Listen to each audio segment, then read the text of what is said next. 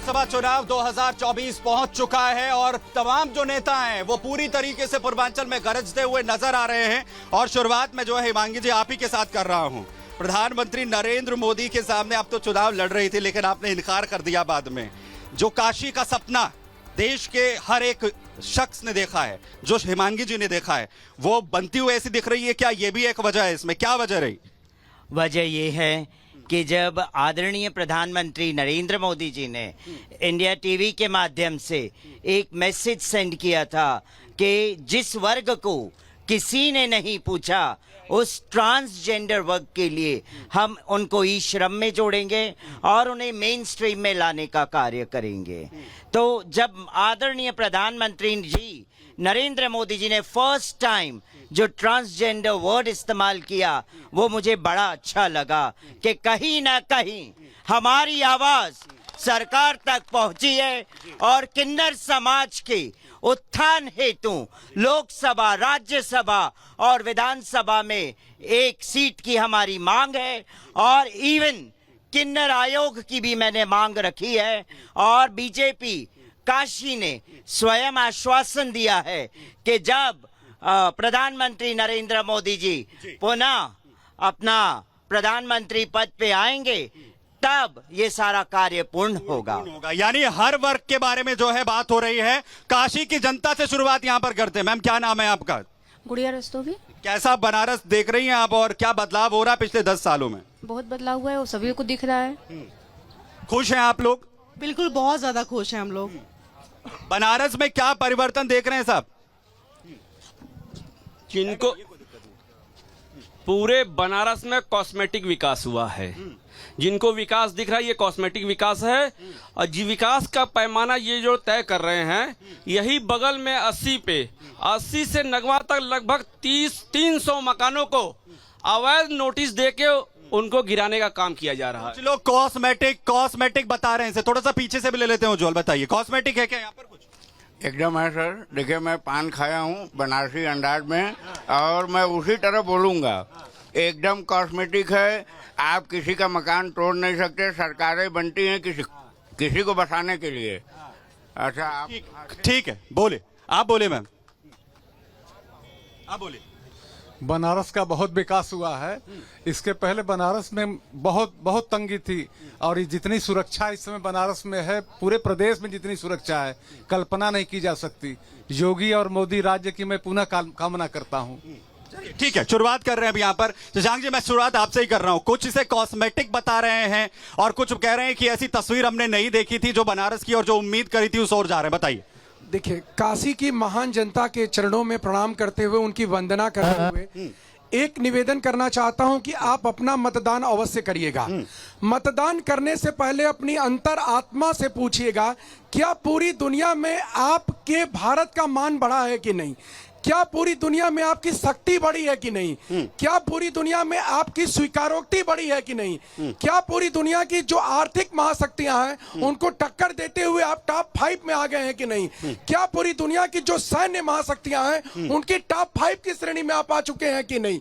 और यदि आपको वोट करना है तो अभिनंदन की शान के लिए वोट करने का प्रयास करिएगा, न कि बनारस की किसी बात को लेकर के, जिस पर अगर आप कहते हैं कि कहीं कोई कॉस्मेटिक विकास है तो निश्चित तौर पर देखने का नजरिया अलग हो सकता है। लेकिन जहां करोड़ों लोगों को विकास पूरी दुनिया में दिखाई दे रहा है, वहां कुछ लोगों को कॉस्मेटिक विकास राजनीतिक विचारधाराओं के आधार पर दिख सकता है। लेकिन जब भी आप वोट देने जाइएगा तो भारत के परम वैभव को ध्यान में रख करके वोट दीजिएगा। वैभव पूरे विश्व में जो है छा रहा है और उसका केंद्र बिंदु जो है त्रिपाठी साहब बन रहा है बनारस, काशी। बोलिए। एक पुराना शेर है कि मैं इन बेपनाह अंधेरों को सुबह कैसे कहूं, मैं इन नजारों का अंधा तमाशबीन नहीं। इस बनारस के साथ जो हुआ है, मोदी जी विध्वंस के महानायक और अपने आप को माँ गंगा का पुत्र कहते हैं। माँ गंगा के आंचल में सैकड़ों नाले प्रवाहित हो रहे हैं। इनकी अपनी रिपोर्ट है कि मात्र 20% भी गंगा साफ नहीं हुई है। और उन्हीं माँ गंगा के उसको पानी को ये 250 रुपए लीटर बेच रहे हैं। तो कौन सा पुत्र ऐसा होता है जो माँ के आंचल को बेचता है? और बाबा विश्वनाथ जो सर्वसुलभ थे, उन्होंने उनको जो है वो इलीट क्लास का बना दिया। 500 रुपए, 300 रुपए दर्शन के लगने लगे, 25,000 जो है वो रुद्राभिषेक के लगने लगे। इस बनारस में विकास नहीं हुआ, एक संयंत्र नहीं लगा, रोजगार के अवसर नहीं मिले। और नहीं, एक मिनट सुमित जी, बात कर लेने दीजिए। पूरा नारी सुरक्षा की बात हो रही थी।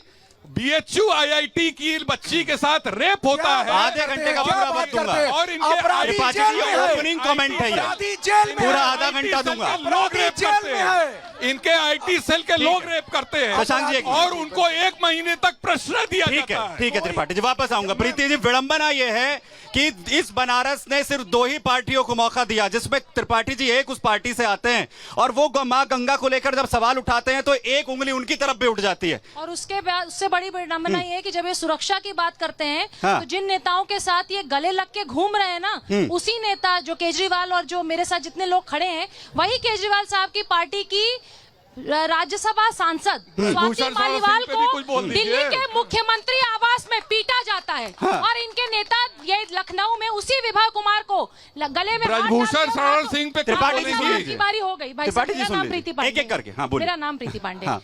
देखिए, स्वाति मालीवाल को दिल्ली के CM के घर में पीटा जाता है। हाँ। मेडिकल रिपोर्ट में उनके शरीर पे चोट आती है और जो पीटता है, जो उनका खास व्यक्ति विभा कुमार, उसी को लेके लखनऊ में घूमते हैं। और जब उस पर सवाल किया जाता है तो ये जो 2 लोग हैं जो इनके पार्टी के राष्ट्रीय अध्यक्ष हैं, ये महिला सुरक्षा के बारे में बात नहीं करते। बेटी हूँ, लड़ सकती हूँ, लड़की हूँ, लड़ सकती हूँ, लेकिन स्वाति मालीवाल CM केजरीवाल दफ्तर में पिट सकती है। वहाँ ये कुछ नहीं, वहां सेलेक्टिव अप्रोच हो जाता है। संदीप त्रिपाठी जी समाजवादी पार्टी से जवाब ले लेते, सहयोगी आपके उन्हें तो मौका देंगे। आपके सहयोगी हैं, उनको बोलने देंगे, आ जाते हैं। बिल्कुल। अरे आधा घंटा, पौन घंटा का शो आराम से बोलिएगा। बोलिए संदीप मिश्रा जी। वो कह रहे हैं कि सेलेक्टिव अप्रोच है। अगर अपनी पार्टी अपने सहयोगियों के लोगों के, तो उसमें हम नहीं बोलेंगे, उसमें कानून व्यवस्था जाए भाड़ में। बोलिए प्लीज। हमारी बहन है। अरे माइक उठा लीजिए, हथियार क्यों छोड़ रहे हैं? ये हमारी बहन है, बड़ी बहन है।